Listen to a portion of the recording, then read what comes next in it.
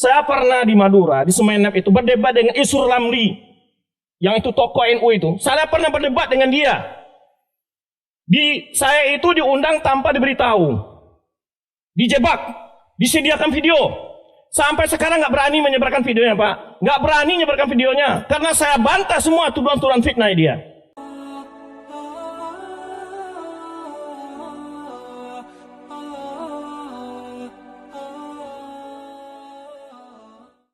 Puji syukur kepada Allah Subhanahu wa taala pada kesempatan ini Allah mempertemukan kita di rumah Allah yang mulia ini dalam rangka memahami dan mempelajari satu masalah yang menjadi isu internasional, yaitu tentang radikalisme atau terorisme.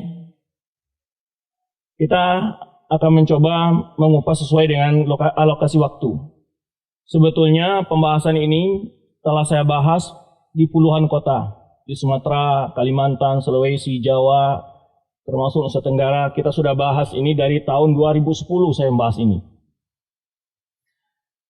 Dan saya punya beberapa tulisan, karena Bapak Mui mungkin butuh sumber-sumber ya. Dulu pertama saya memberi ceramah di sini, saya sudah beritahu.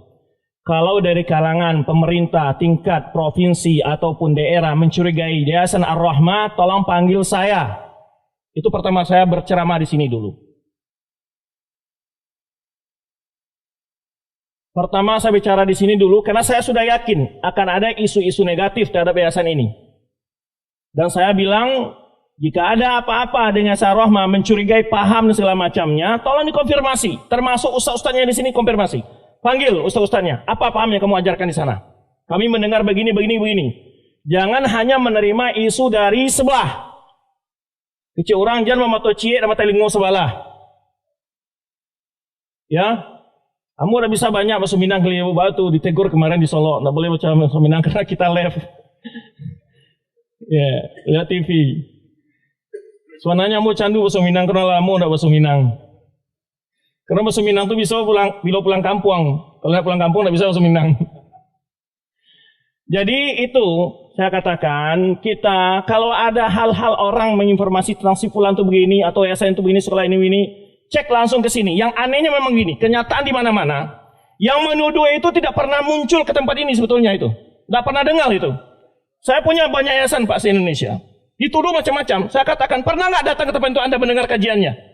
Kalau Anda curiga tentang saya, ambil di YouTube itu banyak kajian saya. Tulisan saya banyak. Saya pernah nulis tentang ISIS. Sebab munculnya terorisme dan penangkalannya, segi-segi pelanggaran terorisme terhadap syariat Islam, ISIS dalam pandangan akidah Ahlussunnah wal Jamaah, kemudian pandangan politik Ahlussunnah terhadap penguasa. Kan kita dituduh ini anti penguasa. Saya kupas itu. Kemudian apa itu Wahabi, dan kan sering juga dituduh ini itu Jabir Rahmah aliran Wahabi. Kemudian juga terakhir saya tulis itu jurnal resmi, bisa dicari di internet, di jurnal Istri Imam Syafi'i. Terakhir adalah klarifikasi Syekh Muhammad Wahab terhadap tuduhan-tuduhan di masanya yang pada hari ini masih dikembangkan tuduhan-tuduhan itu, sudah itu dijelas dan dijawab.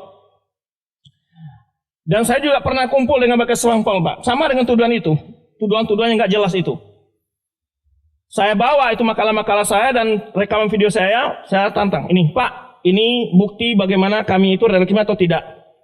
Pak Kiai yang menuduh saya sebagai radikalisme, tolong tunjukkan satu tulisannya atau satu ceramahnya.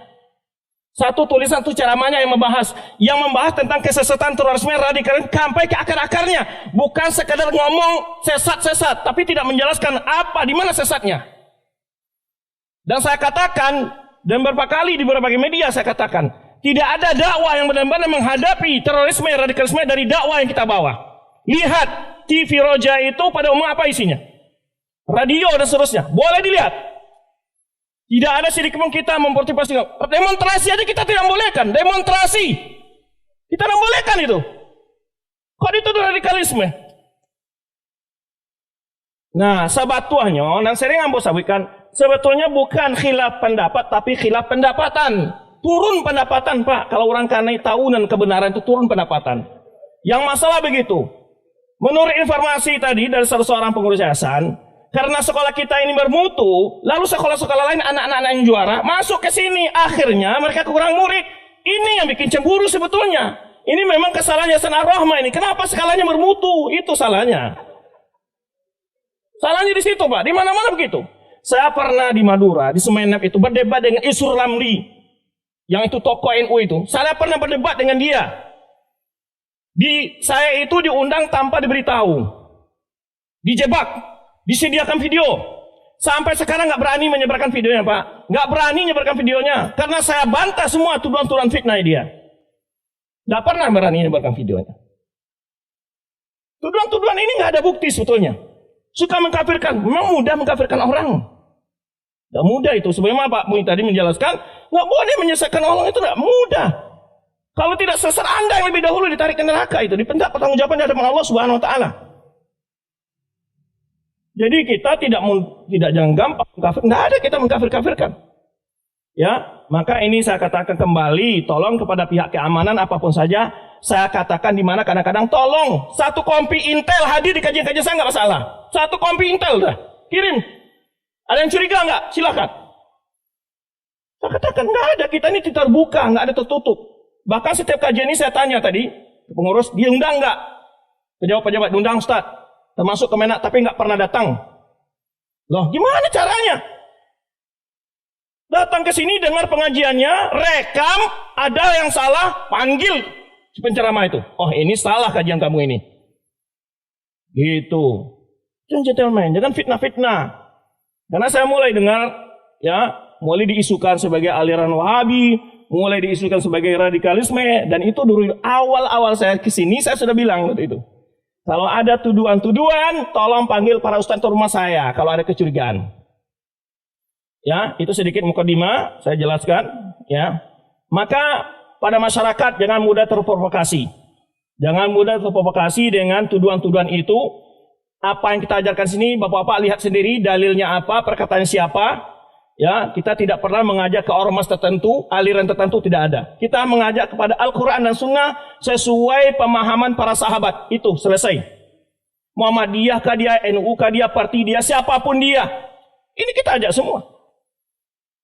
Kita tidak mengajak orang ke ormas tertentu. Ya, dakwah kita bukan. Dakwah kita adalah berlomba dalam mencapai kebaikan. Maka kualitas sekolah kita tingkatkan demi menyebarkannya dakwah, gitu memang. Dan memang begitu dasarnya, rasa kecemburuan sebetulnya yang tidak bersiap bersaing membuat sebagian orang membuat fitnah ini. Itu saya ada temui di berbagai tempat begitu memang. Kadang-kadang karena pengajian mereka sepi, pengajian kita ramai, itu jadi masalah juga, Pak. Jadi masalah. Terutama kadang-kadang infaknya berkurang katanya. Nah, yang masalah tadi saya katakan, yang masalah sebetulnya bukan beda pendapat, beda pendapatan. Ya. Nah, kita ini dalam berdakwah tidak mematok angka-angka, Pak. Nggak ada ustaz-ustaz diundang ke sini tuh harus dibayar sekian puluh juta. Nggak ada. Nggak ada kita begitu. Kita datang dengan sukarela. Ambo tuh pernah tidur di Mama Saji, kadang-kadang di Landan Saji, nggak ada. Padahal kadang-kadang ke kota tuh kadang sampai saya bayar sendiri dengan membawa hotel. Penting dakwah berjalan. Tapi kadang-kadang ada yang undang lebih lebih. Nah itulah minus plus gitu aja. Karena tujuan kita bukan mencari dunia, adalah dakwah. Ya, alhamdulillah. Berapa hari ini saya diberi kesehatan. Mulai nampak tilas dari Cilungkang, Solo, terus setelah ke Solo kemana kita? Padang langsung Bukit Tinggi langsung ke Padang Panjang tadi jam 11 selesai langsung ke Painan. Semua kesehatan diberikan Allah Subhanahu Wa Taala. Baik. Pertama saya membahas ini, ya, ini perlu dimengerti agar anak-anak kita tidak terindikasi masalah radikalisme ini. Memang khawatir. Ini bahaya. Cuman isu radikalisme ini sudah banyak dimanfaatkan oleh orang-orang untuk menghalangi dakwah Islam. Nah ini masalahnya. Kenapa? Terus terang saya pernah dengar di ILC acara TV One salah seorang profesor doktor berasal dari Alam Minang mengatakan ciri-ciri radikalisme. Membagi radikalisme ada radikal soft katanya, radikal kanan katanya. Kalau mengatakan Ahmadiyah itu sesat, Syiah sesat, itu ciri radikal. Orang yang tidak mau mengucapkan selamat Natal itu radikal. Loh, ini berarti MUI semua radikal. MUI mengatakan Ahmadiyah sesat, Syiah sesat. Wah, ini bahaya ini. Dan memfatwakan tidak boleh mengucapkan sama Natal siapa? Hamka. Berarti Hamka ngajar orang radikal. Ini bahaya. Nah ini yang sekarang ini kita ketahui. Isu radikal digunakan untuk membasmi orang yang bertentangan dengan mereka. Yang mereka ngaku toleran. Yang mereka mengatakan bahwa Islam Nusantara adalah Islam lebih toleran. Ini semuanya adalah isapan jempol. Boleh didata siapa kelompok mana yang suka membakar pondok pesantren. Yang melarang kajian-kajian. Ormas mana itu? Yang teriak-teriak selalu mengatakan kami orang-orang yang toleran, kami orang-orang yang lemah lembut. Itu hanya isapan jempol. Saya bisa buktikan dengan data. Di banyak tempat, Pak, doa-doa kita itu, ustaz-ustaz kita ceramah itu dilarang. Siapa yang larang? Kita pernah larang ustaz mereka? Nggak pernah. Nggak pernah membakar pondok pesantren. Siapa yang biasa membakar pondok pesantren? Nah ini data ini perlu. Makanya kadang-kadang, maaf nih, saya tidak menuduh Bapak Intel ya. Kadang-kadang yang nggak jujur itu adalah oknum dari Intel. Karena saya pernah kasus tahu, saya mengalami banyak hal seperti ini. Tidak jujur dalam menginformasikan. Karena dia berasal dari pihak seberang, ngasih informasi-informasi yang tidak benar. Maka, pernah satu kali, saya itu ngapor kepada suatu Polres, 1 bulan nggak ditanggapi. Berikutnya saya lapor ke Kapolda. Hari Sabtu saya lapor, hari Senin dikumpulin semua di Bagas Bangpol, panggil semua. Dan disitulah selesai masalahnya. Termasuk hadir ketua MUI-nya, ya, yang saat itu juga memfitnah, termaku memfitnah. Saya bawa datanya, buktinya, ini ngomongan Bapak. Didengar oleh banyak orang. Jadi oleh sebab itu saya katakan, sekarang banyak fitnah. Oleh sebab itu kita perlu hati-hati. Dan jangan pula kita suka menyebarkan fitnah.